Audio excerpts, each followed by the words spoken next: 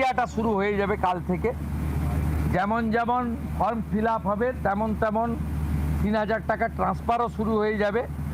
আর যতক্ষণ না 3000 টাকা ট্রান্সফার হচ্ছে, স্বাস্থ্যসাথী যেমন কন্টিনিউ রাখা হয়েছে আয়ুষ্মান ভারত কনভার্ট না হওয়া পর্যন্ত, এখানে আপনার লক্ষ্মী ভাণ্ডারকেও কন্টিনিউ করা হবে।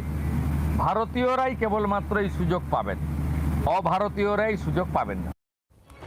শুভ অধিকারী আজকে যে ঘোষণা করে দিলেন, অন্নপূর্ণা ভান্ডার পুরোপুরি শুরু না হওয়া পর্যন্ত চলবে লক্ষ্মীর ভান্ডার। অর্থাৎ যেই একটা আশঙ্কার জায়গা ছিল যে যতক্ষণ না পর্যন্ত, যেমনটা আগেই ঘোষণা ছিল যে লক্ষ্মীর ভান্ডার যারা পাচ্ছেন তারাই অন্নপূর্ণা ভান্ডার পাবে, সেটা হয়ে যাবে, কিন্তু তার মাঝখানে বেশটা সময় প্রসেসিংয়েরও লাগবে। এই জায়গা থেকে আশঙ্কা ছিল যে লক্ষ্মীর ভান্ডার তাহলে কি অন্নপূর্ণা ভান্ডার অ্যাক্টিভেট না হওয়া পর্যন্ত সেই অ্যাকাউন্ট, তাহলে কি লক্ষ্মীর ভান্ডার ততদিন পর্যন্ত পাওয়া যাবে না? অর্থাৎ অন্নপূর্ণা ভান্ডারের টাকা যতক্ষণ ঢুকছে না, আবার লক্ষ্মীর ভান্ডারও বন্ধ হয়ে যাচ্ছে, বিষয়টা কি এমন? আমরা এইটাই একটুখানি পরিষ্কার করে বোঝার চেষ্টা করি। কমলাক্ষ ভট্টাচার্য প্রতিনিধি রয়েছেন আমাদের সঙ্গে।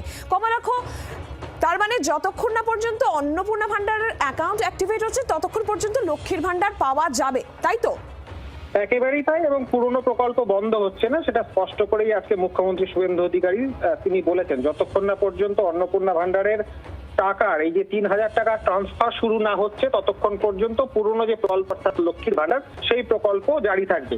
তবে তার সঙ্গে সঙ্গে অত্যন্ত গুরুত্বপূর্ণ তথ্য, যেটা আগামীকাল বিকেলে অগ্নিমিত্রা পালকে সঙ্গে নিয়ে নবান্ন থেকে শুভেন্দু অধিকারী তিনি অন্নপূর্ণা ভান্ডারের জন্য ফিল আপের প্রক্রিয়া শুরু করছেন। অর্থাৎ ফর্ম আগামীকাল বিকেল 4টে নাগাদ নবান্ন থেকে সেই ফর্মটি প্রথম উন্মোচিত হবে বা জনসমক্ষে আনা হবে, এবং তারপর সেই ফর্ম ফিল আপের কাজ শুরু হয়ে যাবে।